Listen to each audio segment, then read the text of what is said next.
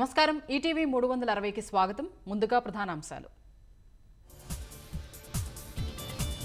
Bank ఖాతా లేని వారికి పింఛను జమైనట్లు ప్రభుత్వం కాకిలెక్కలు. సరైన సమాచారం లేక మండు టెండర్లో వృద్ధులకు తిప్పలు. అన్ని వర్గాలకు తగిన ప్రాధాన్యమిస్తూ కూటమి మేనిఫెస్టో. వైకాపా హామీలు తేలిపోయాయంటూ ఆ పార్టీలోనే పెదవి విరుపులు. అమరావతి విధ్వంసంతో అభివృద్ధి నిలిచిపోయిందన్న చంద్రబాబు. డబ్బులిచ్చారని ఓటు వేస్తే తీవ్రంగా నష్టపోక తప్పదని హెచ్చరిక.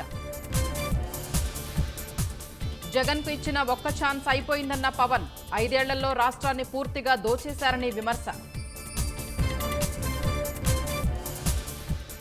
పెండింగ్ ప్రాజెక్టులు పూర్తి చేస్తానన్న హామీకి నీళ్లొదిలిన జగన్.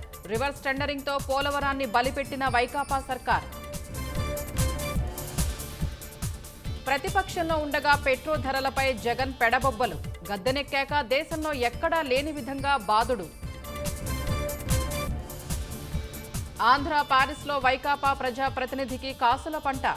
భూసేకరణలో రైతులను నిండా ముంచి యథేచ్ఛగా దోపిడీ.